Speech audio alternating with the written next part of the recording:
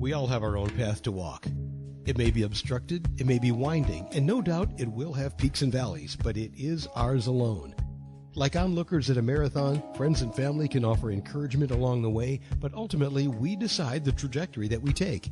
In this series, Juliet Dorris-Williams offers a clear view from her path that may inform your decisions as you move toward finding your faith. One part spirituality, one part real-world practicality, and a serious splash of fun. Here's Juliet. Hi, I'm Juliet, and welcome to Finding Faith. I'm the author of 2 books, one of which is Leaving Church, Finding Faith, 6 Steps for Discovering Your Purpose in the World After Leaving the Christian Church, and the primary focus of this podcast.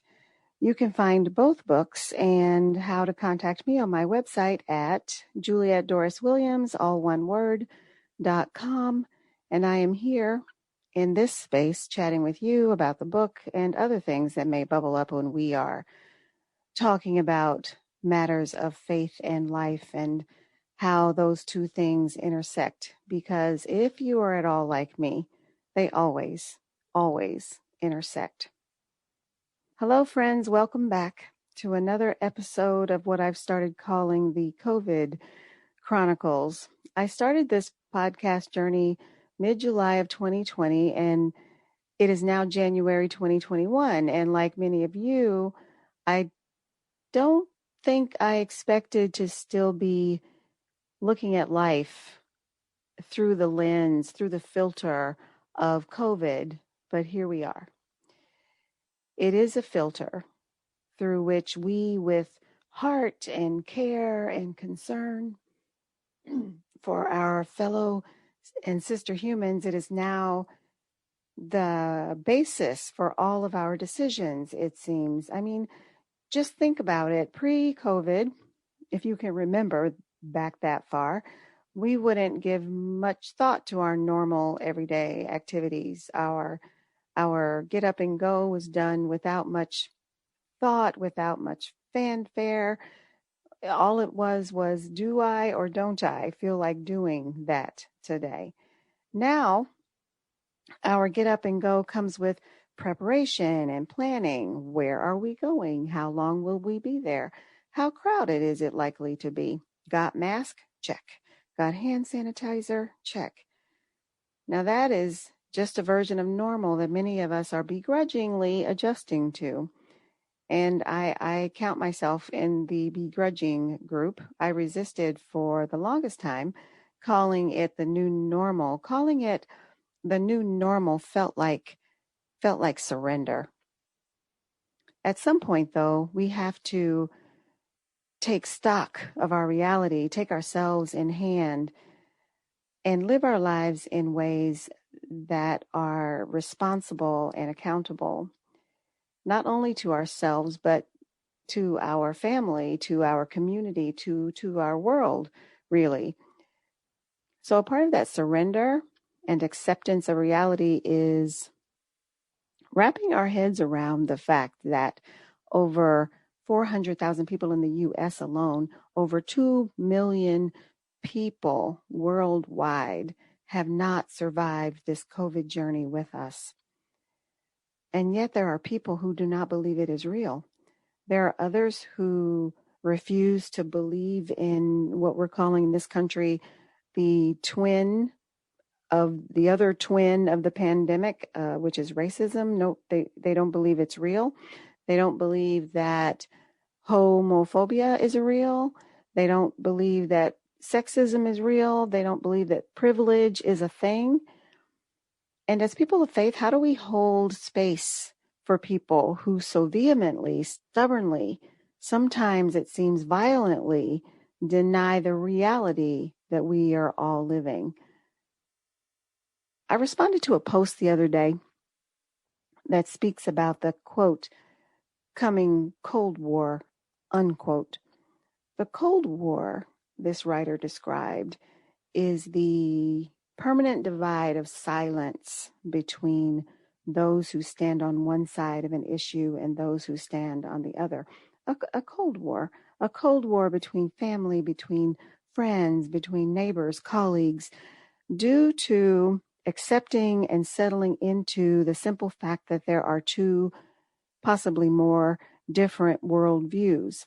Worldviews that we are most comfortable with the staunch stance of agree to disagree.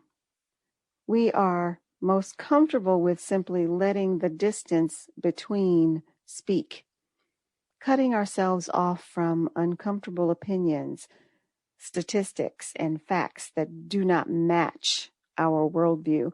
Some of us are most comfortable with alternative facts, as it were.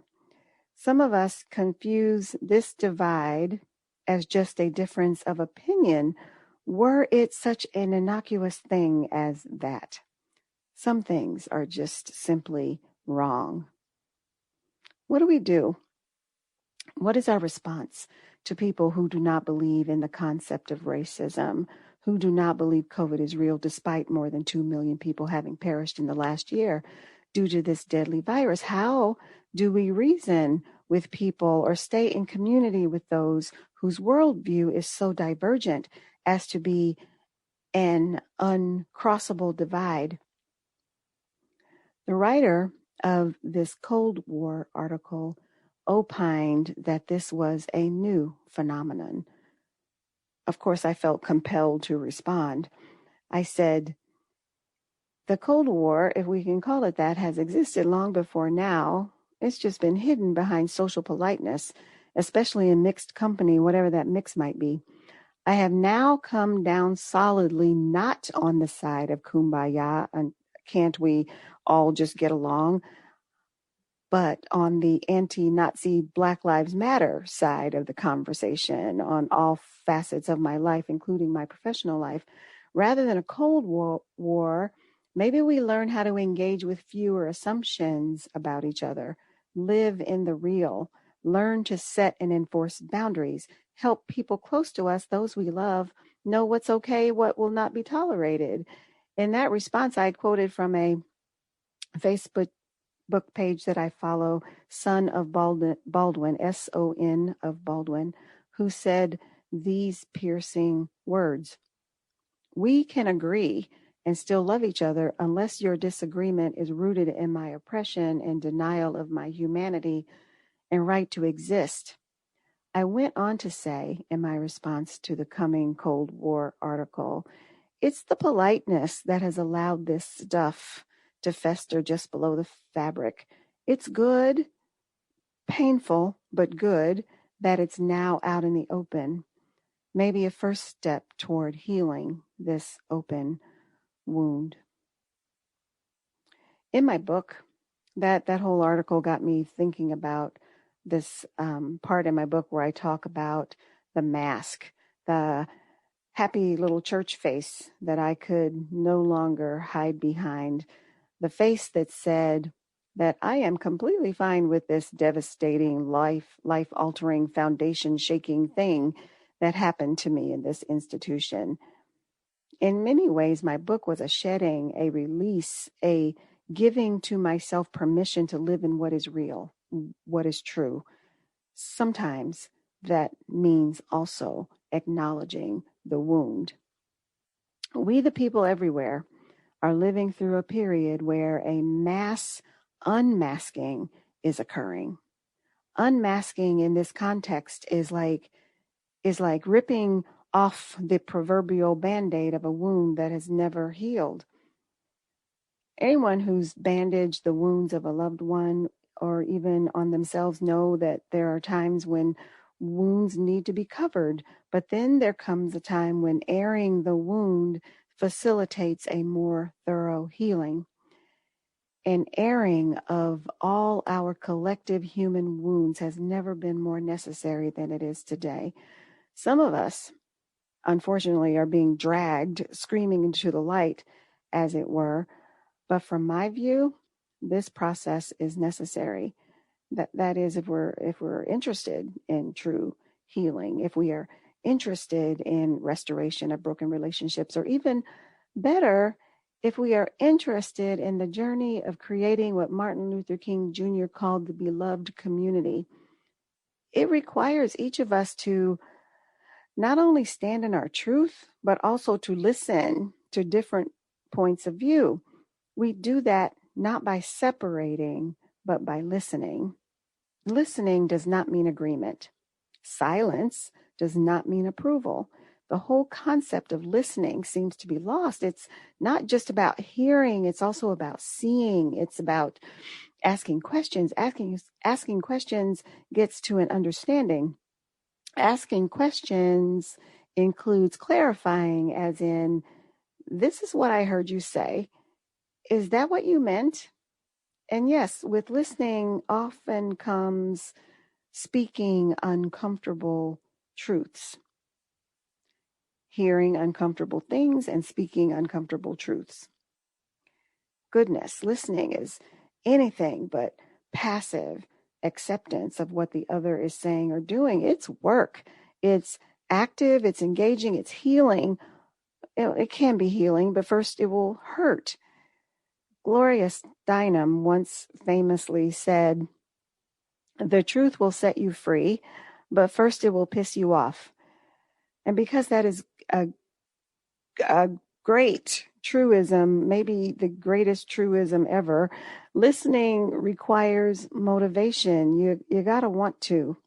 You got to want to sit in the uncomfortable. It requires investment of your time, of your energy, of your patience. It requires a huge amount of vulnerability, a little bit of courage. Maybe it requires just a little bit of weariness and tiredness of the things that are, for all of us collectively to get to the thing that is possible. We have to first travel through the ouchy part. There is no bandage big enough to cover this wound. The only way to heal it is to air it out. On a global map of time, we are here. We may wish we were somewhere else in time. Many of us are anxious to get back to doing the simple things like leaving your house without having to think about it too much. But we are here, forced by circumstances beyond our control to be in this space, in this time, when a lot of painful stuff is going on. There's a lot of death. There's a lot of breaking down of belief systems. A lot of airing out is happening. As painful and as uncomfortable as it is, I still say it is necessary. I also say we are up to it. We are up for it. Sometimes we don't know how strong we are until we survive what we thought we couldn't. My wish for this new year of 2021 is that we settle in for the journey before us, to live this new year with intention, with a little bit of courage, with a little bit of bravery, a little bit of patience. And as people of faith, people traveling through life as a follower of the ways of Jesus, with an extra helping of grace. Some for you, some for me, an extra helping of grace for the person in front of you. Grace means being the recipient of the light and allowing our light of grace to illuminate the face of that person standing next to us, standing in front of us, that other person that God loves too. That grace we have received and extend also illuminates the small steps we must take toward each other as we step into the possible for such a time as this. May it be. May it be so. And that's all for now. Thanks for listening. Until next time, stay safe. This is Finding Faith.